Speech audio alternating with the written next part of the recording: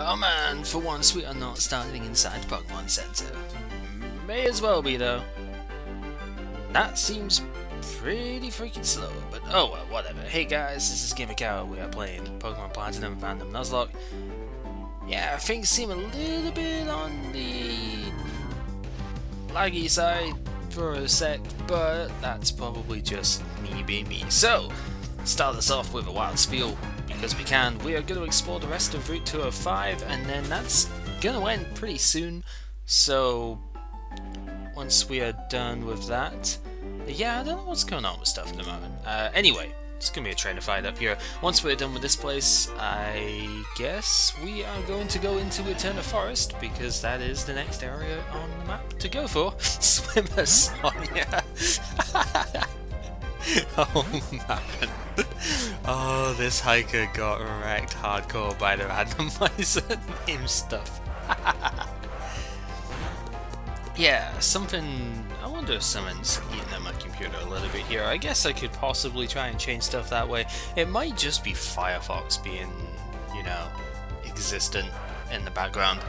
I don't know exactly what's going on, but it's okay. It's not too bad. The game is still running perfectly fine, and it's not as if you need perfect, you know, speeds and everything for playing Pokemon. So it's not like I'm speedrunning this or anything. So yeah, it's fine.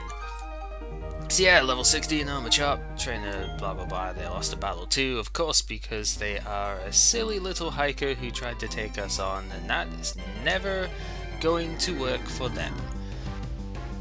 Wow, that's a...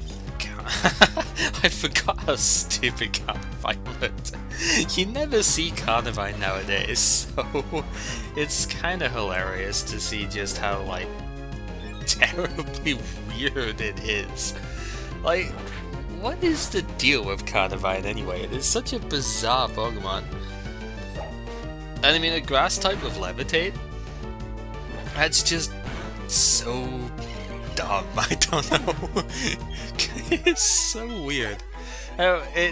It's just not that useful a Pokemon either. That much is fairly obvious, but yeah, you can get yourself a repel over here if you so choose. Just change the subject because we can. I'm actually just going to hard switch out here. We are going to switch into Bugsy because Bugsy's got pretty good coverage overall. I keep pressing like X and stuff to cancel out the menus because that's usually how I do stuff in X and Y, and actually in Black and White too, because that's where it was into just wow, Elite Trainer. Yeah, it was introduced in those games that you could actually like cancel all of the menus by pressing X or, you know, your pause button instead. And that's a really, really good quality of life feature because it lets you go straight back into the action from like your inventory bag or, you know, Pokemon stat screens and stuff like that. It is really, really cool. But obviously, this is an older game, they did not have that yet. This was the first series on the DS, like original, so they were kind of like learning the ropes with stuff here. If you've played Heart Gold and Soul Silver, you'll know that game makes much better use of the touchscreen than this game. And well, that's okay, like it's not as if this game is bad for that. Wow, that fake out there. It's not as if this game is any worse for that. It's just a bit of a shame, I guess, that, you know, compared to nowadays, these games are much less intuitive, but they are still way more intuitive than the games that came before them. That's the beautiful thing about this series as long-standing as Pokemon, is that the further on you go, the better the games get in terms of new features and stuff like that. Anyway, you get yourselves a super potion down here that heals 50 HP, and then this house, I believe, actually gives you a heal as well. Maybe, I don't remember. Repels are useful. Yep. Basically, Pokemon that are lower level than your active Pokemon, yeah, you do get to heal. Pokemon that are lower level than your active Pokemon will not appear at all. But if your highest level is not particularly high, then you will still have Pokemon appear. Also, this place will be used much later on. There's nothing we can do with that right now, but Later on we shall. Now, controller Blizz, you can't skip up here because we don't know how to use cut yet, because we don't even have cut. So we do have to go through the forest. And yeah, a lot of poison types, so normally it would be really annoying to get through here because poison sting and stuff is a thing, but this is a randomizer. Pretty much every place here is exactly the same for that. Also, just want to note, this has got to be one of the best forest themes in the entire series. Like, the music in this game is so good. It really is. Like, I will admit, there's a YouTuber by the name of Happy Dragonite who has done some reorchestration type stuff for a lot of the Pokemon musics and whatnot. And between Jubilife and this theme is one of the main, this is basically the main reason I even thought about doing this series. So yeah, so Team Galactic, blah blah blah, safety in numbers. So yeah, this is a thing in Gen 4. The Gen 4 games that you had partner character stuff, and they do kind of continue this at times with your rivals slash village mates, I guess, the people you start your journey and stuff with. So now every encounter that we have will be a double battle, and that's pretty cool. You can actually take on trainers and stuff like that individually in certain circumstances, because some of them do leave themselves exposed for that, but basically everything will be a double battle here. And I'm going to try and not come across any encounters, which means I'm actually going to switch, because I don't think level 15 is high enough to avoid the wild Pokemon here. I think I do need to have level 18 as a thing here. So yeah, antidotes, blah blah blah. I only have the 2 repels, and I don't think 2 repels is enough to actually make it through all of the stuff here. Also, that rock over there is important if you have an Eevee and you wish to evolve to Leafeon. So yeah, like here, this isn't a forced double battle that we cannot actually get around. And yeah, effectively our partner will have their own Pokemon with stuff as well. Normally it's a Chansey. I don't actually remember if it gets randomized. So Ace Trainer Jessica, oh man, Fit for Gaming would like that. So there's a Cascoon and a Roselia, and we have Sandslash as our partner. Okay, so it does indeed get randomized. So a level 20 Sandslash, kind of interesting. I don't really have a whole lot of super strong option stuff here. And Rapid Spin isn't going to do a whole lot of damage, so that's kind of annoying. Poison Sting's gonna suck. Like, if I get poisoned here, then I'm probably gonna just switch out to Heracross and Aerial Ace the crap out of everything here. Thankfully that Cascoon will do no damage whatsoever, because it will only know Harden. Because again, it's randomized and stuff like that for it. So I can focus on the Roselia exclusively.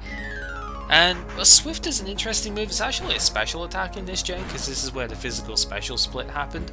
And it does get the ability to attack both opponents. So it only does, I think, I want to say 2/3, but it might still be 3/4 of the damage in this gen. I don't actually remember. I know it's 3/4 for moves that hit everyone, and that's kind of cool, but I don't remember if this generation changed the thing for that, because I think every move nowadays is 3/4 of their original power for spread damage. But this might have been one of those games where it actually was 2/3 still, and then 3/4 for Earthquake and stuff like that that hits everything. So this Roselia is healing a lot, which is really annoying, but again, it won't survive too much longer. But that Chatot, on the other hand, is a bit more problematic for me right now. I am going to go on the assumption that Swift is going to come out again here, or something to take out Roselia. So I'm just going to go ahead and tackle the Chatot, I think, here. Pet coming out first is annoying, but I do have my +1 defense, so that's not too bad. Poison Sting should take out Roselia, as it does. It might not be very strong, but it is neutral because of the grass typing, so that's kind of good. Get ourselves lots of experience, another level up here as well. Very nice. And my +1 tackle will do some amount of damage, not too bad. And that was the only Pokemon on the other side. So it's kind of like multi-battles really, where the only Pokemon on the enemy side went, or one of the enemy sides went out, so there's nothing that can switch in now. So that's kind of cool. Now we just have to take care of Chatot, which is not going to take too long, as I do not miss the tackle, and that is good. We have one more Pokemon to take care of here, and I don't actually know. I guess it was probably a replacement for Wurmple or something like that, so Igglybuff not really going to survive for very long, and that is fine, unless it puts me to sleep, at which point screw you for being annoying. But I'm actually faster, even at -1, I'm faster than the Igglybuff. Igglybuff is so slow. Oh man. So yeah, Razor Leaf takes it out, and that's kind of cool. Now the really nice thing, although it complicates doing a randomizer a bit, or a Nuzlocke I should say, the nice thing about this place is that your entire party gets full restored at the end of every fight, so long as you have the partner with you. So as you can see, we're at full health again. It complicates doing the Nuzlocke a little bit in the sense of if you lose it... Dang it, controller! I don't want to waste my repel steps or whatever. Yeah, it complicates the Nuzlocke a little bit, but it would be fine. I would just remove stuff at the end. Don't have to use the Pokemon. So here, if you want to avoid the double fight, you actually can, because you could talk to this trainer and then fight them, and then talk to the other trainer and fight them. You still get the benefits of having the full restore aspect, which is cool. However, I don't really want to do that, because Razor Leaf hits both opponents, and we have a Sandslash on our team, which can also hit both opponents, so I don't really see the point in avoiding the double fight here. They only have one Pokemon each as well, which is pretty good for me, and it just so happens they are both weak to grass, so that works out really well. So, Sandslash is probably going to get hit by a Water Gun or something here, which would kind of suck, but it does... I mean, Sandslash is a lot faster than Chansey, so it does get the ability to hit pretty quickly, which is good. And Horsey just goes for the Leer, actually. That's kind of a nice combination with Trapinch, lowering the enemy's defense on both sides, and then Trapinch goes for like Bite or something in that sense, which is pretty cool. But since both of them are weak to the grass attack here, they are both going to go down, and that is fine by me, because that's another easy win. So yeah, that's just to show, like, you can avoid the extra fights if you want, or not avoid them, but you can avoid doing them both at the same time. Now this is another gym where they didn't combine the experience and stuff like that all in one go, so you do kind of have to keep that in mind. You need to like go through the individual experiencings if you KO 2 Pokemon at once, which is not the end of the world. There is an item down here. I do want to get it, although my repel did just wear off, so that's kind of obnoxious. I'm trying really not to encounter anything until I am done with the multi-battle stuff here, because 2 wild Pokemon come up at once, and that's really annoying.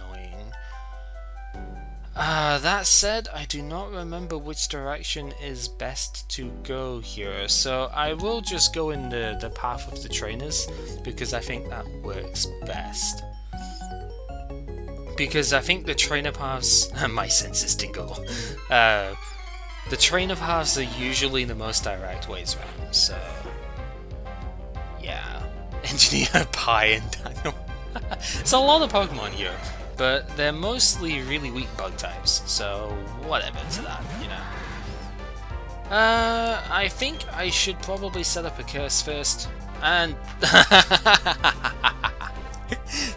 Tyro going for the helping hand. That helping hand hardened, no. Gotta harden more, I guess. I don't know, that sounds even worse than I thought it would, but whatever. I'm actually just gonna go ahead and set up a second curse, I think, here, because Sandslash is swift, assuming it still uses it, will be able to just take out both opponents here. And unlike Generation 3, this is where they changed the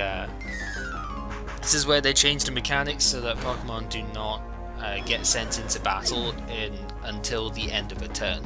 So in Generation 3, a really sort of broken playstyle was possible because the opponent had to send a new Pokemon in the middle of the turn. So if you took out both of the enemy Pokemon with your first move, your second move would hit the new targets and they wouldn't be able to do anything. That kind of got a bit broken with Explosion. Ooh, Kadabra, yikes. That's pretty powerful. Seedot, maybe not so powerful, but Bite is pretty strong, so that could come into play. Oh, don't lower my accuracy, please. That would really suck right now. Okay, good. Lower Sandslash's accuracy because Sandslash is using Swift, which can't miss in the first place. Good job, Kadabra. Of course, it's a special attack, so it doesn't really do much to that, but I have a +2 Razor Leaf going against him, so I probably knock out both opponents here, which will be really solid. I definitely knock out Kadabra because it's super frail physically. I probably would have knocked it out at +0, so that's cool. And then Seedot, despite resisting the attack, I am pretty strong and at +2, so yeah, it's easy to take out half of its health in one go. I mean, I'm also fairly overleveled with Donatello at this point, which is fine because that means I just don't have to use it later. But for just now, I really do want to make sure that my repels work, and I think this is the best way of doing it, so yeah. I want to come back in here afterwards because you cannot throw a Pokeball at both Pokemon at once, and I do not trust the Sandslash to not kill what I want to capture, so yeah. That's basically the logic here, is that I don't want to deal with enemy Pokemon when I don't have the ability to control the encounter accurately enough. So, get ourselves another potion here. I'm sure there's hidden items in this place, but I don't know where they are, so I'm not even looking right now. I just want to make a direct path towards the exit. And I think that was the better way around to go there, so that's fine. It's a little bit of a maze-like structure, this place, because you see this is actually the end right here, so we made it through quite nicely. If you can use Cut, there's a place up there you can go. The repel did wear off at the end, which is kind of cool. And yeah, there's the exit. Finally got there, blah blah blah. And token of appreciation, no. The Sooth Bell's actually really cool, and it's something I should probably equip to someone. The Sooth Bell basically doubles any happiness values that you get, so it makes a really good option for using Return. And that is something I do want to use at some point. I'm going to give it to Bugsy, I think. Because if I'm going to teach Return, I'm likely to teach it to somebody like Bugsy, who's got a really good attack score. And doesn't learn, you know, all of its moves until later. So, this is still Route 205, so a new Pokemon here would not count. So we are not going to bother doing any capture stuff there. All of these fishermen you can fight as well. So I still got that cough at the back of my throat once, you know, on occasions. But yeah, all of those Pokemon we can, or trainers we can fight later. Right now, what I'm going to do is I'm going to go back into Eterna Forest. I'm going to catch a Pokemon, and I think I'm probably going to leave it there just now, because I should really explore the rest of the place, but I want to do that when I have access to Cut, because although it's mostly shortcuts, you can see that you know, there's a way forward way up here, which is actually an entirely new area, and I want to explore that once I have access to the HM. I will, however, grab this item down here, which is a green shard. We'll maybe see what shards do at some point later down the line. I actually forget in this game. Anyway, Driplim is not a Pokemon I can catch because it is unfortunately an evolution. So I shall meet you guys back when a Pokemon shows up that I can catch.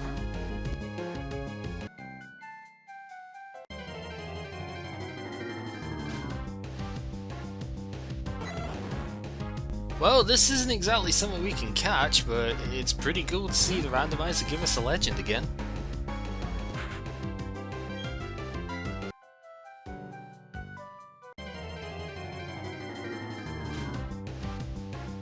And there we go, continuing the trend of ground types that we have had 3 ground types in a row now. Baltoy.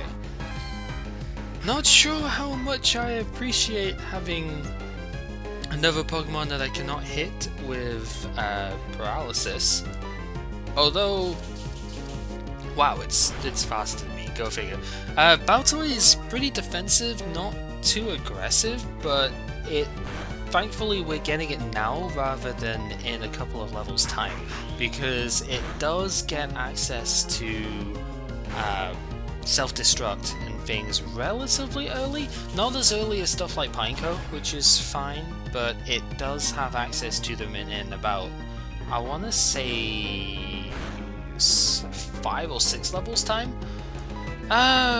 You know what, I can take another couple of attacks off of it. I'm gonna try and catch it from here, see if it rapid spins and gets the static block, but I may just switch to Rotom if it does not. Or we could just catch it immediately because it is pretty straightforward to catch, I guess. There you go. So, Baltoy is our new Pokemon here. It is largely a special based attacker, but of course it does get stuff like Earthquake, which is physically inclined, and there's only really one thing that I could think of to call this right now, and since it used Rapid Spin on us, it is going to be called Hino, because yeah, you could call it Shanghai or Horai or something like that. Usually I call it Horai, I think, actually. Oh, the one-step encounters. Oh, I am very grateful that is not a thing nowadays. Like, God. So much hate for these like single step like things. Gen 4's encounter rate is a little too high for my liking, but hey, that's what you gotta deal with. Anyway, there's plenty of other stuff on this area, but we shall go ahead and see to that next time. So, for now, this has been GamerCow playing Pokemon Platinum, the random Nuzlocke, and let's just quickly take a look at our dear friend Baltoy. It is mild. Okay, so not the greatest of natures, but actually not that terrible, because it is upping special attack and lowering defense. Lowering defense is not super great, but it does mean that it would have access to both of its offensive stats, which is pretty okay. That defense is seriously very low though, so I don't know. Doesn't seem super awesome great, but hey, that's what we have to deal with. So if we ever need another special attacker that way, then Baltoy is a consideration.